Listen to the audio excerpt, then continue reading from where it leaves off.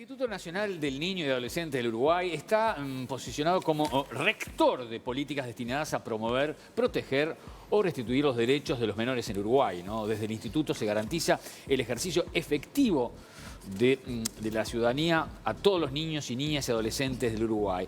Por eso nos pareció interesante, en esta mañana de Buen Día, convocar a Pablo Abdala, que es el presidente del INAO, y justamente hablar un poco de la situación del INAO, el caso del chiquito ese que le hicieron un estudio y le encontraron cocaína, ¿no? Una cosa realmente insólita. ¿Qué tal? Buen día, Pablo. ¿Cómo estás? Gracias por estar esta mañana con nosotros. Gracias a ustedes, un gusto por invitarme. Realmente insólito, ¿no? Lo del chiquito, ¿no?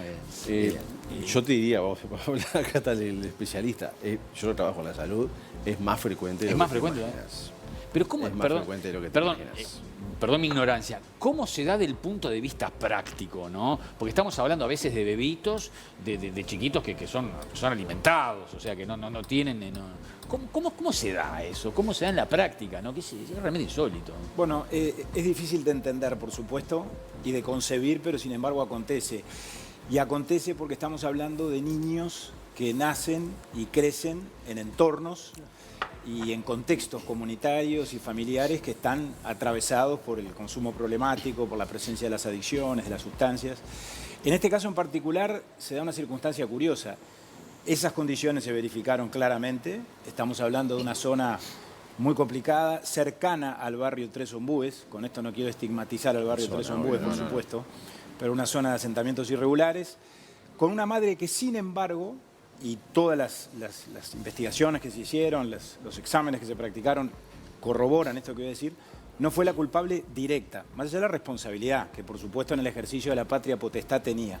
Ella no era y no es consumidora, pero sí otros integrantes del núcleo familiar, el entorno comunitario, repito, la presencia de la droga, de una pasta base muy cerca de allí, hasta hace relativamente poco tiempo. Bueno, todo eso ambientó, si se quiere, que esta circunstancia aconteciera.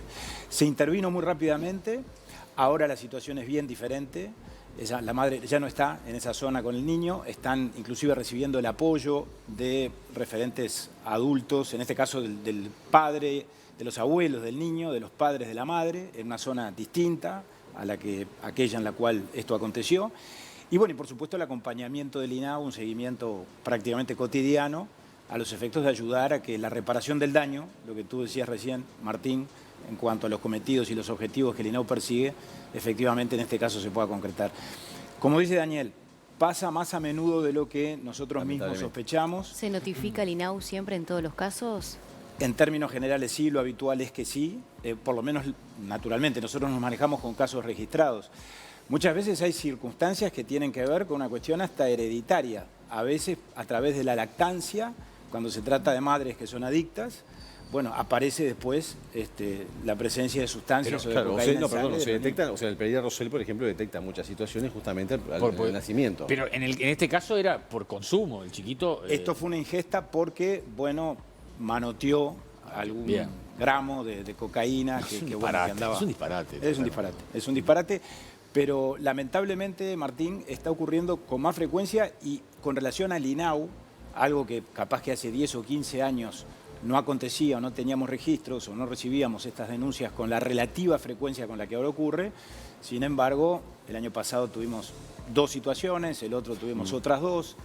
Entonces, creo que esto también indica el impacto y la incidencia tremenda y negativa, por supuesto, que todo el tema de las adicciones y de la presencia del consumo problemático tiene a nuestra sociedad. Yo pienso que es como un iceberg, ¿no? En el cual queda un gran componente que capaz que no se detecta. En el caso, hay recursos, es importante el seguimiento, ¿no? ¿Hay recursos humanos para el seguimiento de este tipo de situaciones? Porque en este caso se solucionó bien porque la mamá fue a otro contexto, con apoyo de sus padres, de su expareja, etc. Pero hay situaciones que se dan de mamás consumidoras, por ejemplo en el Pereira, que se detecta en el momento de nacer el chico, que después obviamente le quitan la patria potestad a la mamá, aunque sea un recién nacido, pero se van, o la justicia, es un tema judicial, se lo da a los abuelos que viven al fondo de la casa. Entonces el niño sigue inserto en un contexto problemático. ¿Hay seguimiento ahí de esas situaciones y hay recursos para hacerlo? El INAO tiene una estructura potente, con una presencia en el territorio muy extendida y que además durante todos estos años nos hemos encargado de consolidarla, lo debo decir con absoluta objetividad.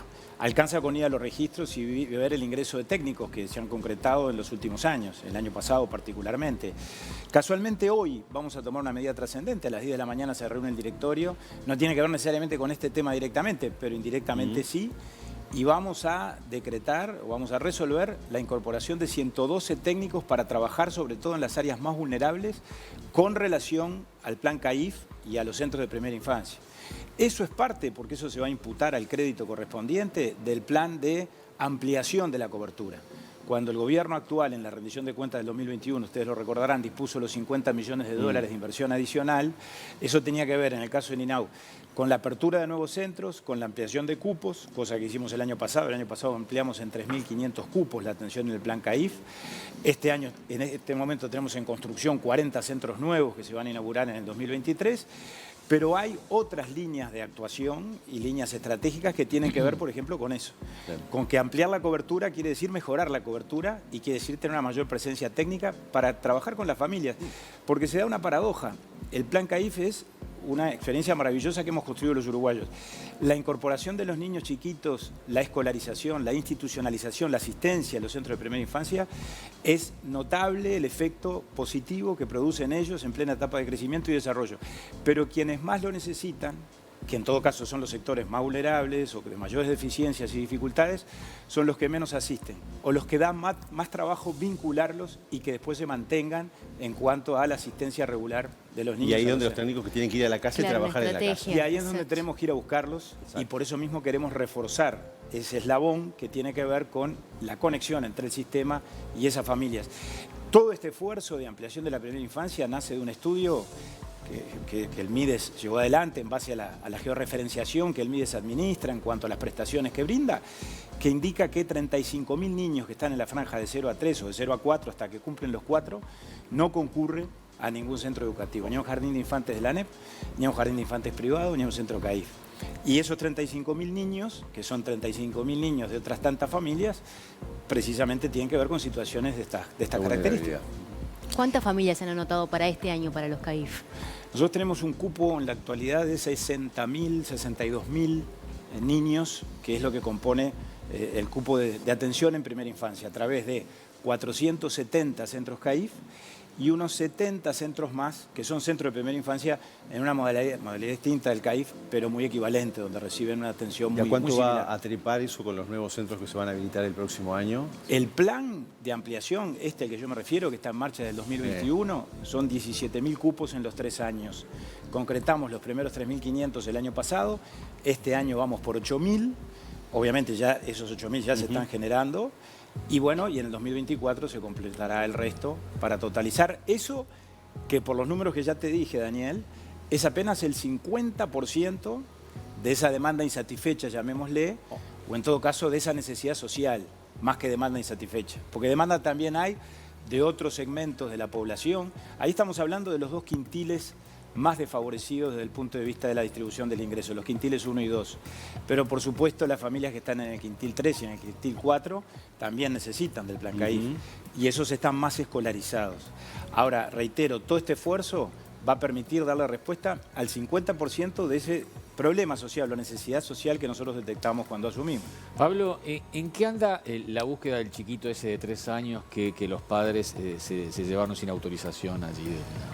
Estamos trabajando en eso. ¿Cómo fue? ¿Cómo fue que sucedió? Eso ocurrió hace algunos días en un centro de la zona de Sayago.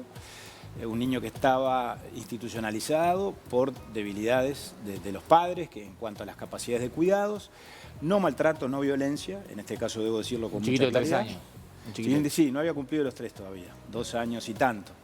Y en el marco de una visita que los padres realizaban al centro, con lo cual estoy indicando también que el contacto o el vínculo entre los padres y el niño no estaba interrumpido, en todo caso él estaba residiendo en Ninau por, repito, debilidades o deficiencias en cuanto al cuidado de los padres, pero los padres concurrían al centro a visitarlo. En una de esas visitas, aprovechando un momento que aconteció allí, una suerte de descuido por un educador que estaba con ellos y se levantó a atender un teléfono, estamos hablando de padres jóvenes, bueno, lo retiraron. Del punto de vista legal, ¿qué figura comprendería, no? Se ha hablado de secuestro. Yo no le daría connotaciones penales a esto en principio, porque a nosotros lo que más nos preocupa en este momento es poder reintegrar al niño al sistema, que los padres entiendan y sepan que esto no es contra ellos, que en todo caso esto es a favor del niño, que estamos todos del mismo lado y que lo que el Estado a través del INAU estaba haciendo era precisamente colaborar en el marco de la corresponsabilidad entre familia, Estado, sociedad civil, con el cuidado y lo que tú decías en cuanto a la misión y los objetivos del INAU, la protección y la promoción de los derechos de los niños. Y aquí el sistema, INAU, a través de sus técnicos y la justicia de familia especializada, entendió que en este caso particular y en este momento, porque el ingreso al sistema de protección siempre es transitorio, lo razonable y lo conveniente, lo indicado, era que el niño estuviera institucionalizado. Por lo tanto, en la medida en que eso es así, y sigue siendo así, lo que corresponde es que el niño esté institucionalizado, esté a cargo del Estado, aunque más no sea momentáneamente, mientras se define su situación definitiva. Bien. ¿Cómo vienen preparando los planes CAIF ahora con el inicio de este año lectivo? ¿Qué medidas tiene pensada INAU? Bueno, los centros CAIF cumplen, yo diría, una doble función. Cumplen muchas funciones, o te diría que dan muchos servicios, pero dos son básicos y fundamentales. Uno de naturaleza socioeducativa, el CAIF, como el Club de Niños en la Franja de Infancia o el Centro Juvenil con relación a la adolescencia, no son meras guarderías, sobre todo en el caso de los más chiquitos. Si bien hay un componente de cuidado de los niños, también hay una tarea que tiene que ver con el desarrollo personal, con el desarrollo cognitivo, emocional, físico, la alimentación, todo eso brinda el Plan CAIF. Como esos servicios son esenciales y para muchas familias son indispensables, el corte o la interrupción de la actividad es mucho más acotada que en el caso de la educación formal. Los CAIF normalmente interrumpen su actividad en enero y no todos ellos y no durante todo el mes. Y además mantienen, aun cuando cierren durante el mes de enero, una asistencia alimentaria bastante permanente. Y asistencia técnica también, porque los centros CAIF no están referidos solo a la atención de los niños, por eso son centros de atención a la infancia y la familia.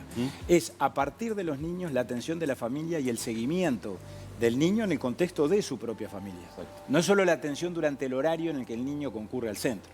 Sé que, Pablo, que va quedando poco tiempo y me gustaba entrar en un tema que es de este convenio que se va a firmar con el Parlamento para dar posibilidades a menores, justamente laborales, sobre todo adolescentes. ¿En qué se está con eso? ¿Qué perfil tienen que tener? ¿Para qué tareas? Digo, porque de alguna manera también tiene que ver justamente con esa reinserción de jóvenes con situaciones vulnerables a lo que es un mercado laboral y de sociabilización.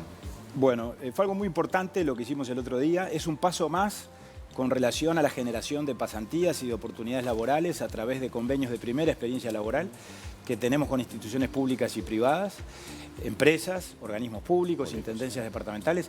En este caso se da una condición muy particular y es que con el Parlamento Nacional, que tiene, bueno, obviamente una significación y una representatividad muy particular, pero fue un acto muy generoso de la presidenta Beatriz Argimón, bueno, de las autoridades del Parlamento en general. En ese momento estaba todavía como presidente de la Cámara Ope Paquet, ayer asumió mi compañero y amigo Sebastián Andújar, pero quiero decir, estuvo presente Sebastián cuando estaba todavía a punto de asumir en la presidencia de la Cámara, cosa que hizo en el día de ayer. Para nosotros esto es básico y vital, Daniel, en lo que tiene que ver con generarle oportunidades a los adolescentes y a los jóvenes que están institucionalizados, vinculados al INAU, o no están institucionalizados, pero están vinculados a través de un centro juvenil y están en plena etapa de desarrollo, de crecimiento personal, en plena etapa del egreso, cuando están ingresados al sistema, cuando viven en las residencias de adolescentes, y no tienen fuera del sistema ni una familia que los contenga, ni una oportunidad de insertarse en el mercado de trabajo y en la vida misma. Y por eso hay que darles herramientas, hay que darles oportunidades asociadas al estudio, y en ese sentido tenemos proyectos para retomar la educación formal o para desarrollar actividades vinculadas con la educación no formal cuando se discontinuó la asistencia al liceo, y también tenemos opciones vinculadas con el trabajo. Entre ellas, opciones de este tipo, pasantías en el marco de la Ley de Empleo Juvenil, que tienen 1 año de extensión y que ayudan precisamente a que ese joven pueda aprender un oficio, aprender competencias, darle valor al trabajo. Es decir, no solo la posibilidad de trabajar y cobrar una retribución, también la posibilidad de incorporar valores La Junta Departamental funciona acá en Montevideo y realmente es excepcional. Los gurises le ponen unas ganas tremendas. Absolutamente, y para nosotros todo eso es clave en el marco de las políticas de adolescencia, y creo que por eso que te decía al principio, la firma de este convenio con el Parlamento fue muy importante. Pablo, ya en el estribo ya te vamos despidiendo. Me comentan que la línea azul está con algún problemita. ¿Tenés noticia de eso? No tengo noticia. ¿Problema de qué? Chequealo, ¿De qué, que no, de qué no se tipo? pueden comunicar. No contestan. ¿En el día de hoy, ahora? Sí. Lo voy a confirmar en cuanto llegue al INAU. No tenía idea, pero lo averiguo rápidamente. Parece que muchos meses tardan en dar respuesta, en accionar. Eso es otra cosa. En todo caso, reciben las denuncias, pero después lleva mucho tiempo la respuesta. No me consta que eso sea así. Puede haber pasado en algún caso particular. La línea azul recibe aproximadamente 14.000 llamados por año, de los cuales solo 7.000 se convierten efectivamente en denuncias que se tramitan o en pedidos de orientación. Es como 911. Sí. La mitad prácticamente de los llamados que recibimos no tienen nada que ver ni con temas de violencia ni con aspectos vinculados a la niñez. Entonces se descartan. No sé en este caso concreto cuál es la fuente de esa denuncia. Capaz que alguien llamó y no se actuó, pero no se actuó porque no correspondía que se actuara. Tenemos que ver de qué estamos hablando. Bien, Pablo Abdala, presidente del INAU, muchas gracias. Un placer tenerte acá Gracias. siempre. Para mí es un Gracias por placer estar con venir. nosotros. Gracias por estar con nosotros. A Gracias. ustedes.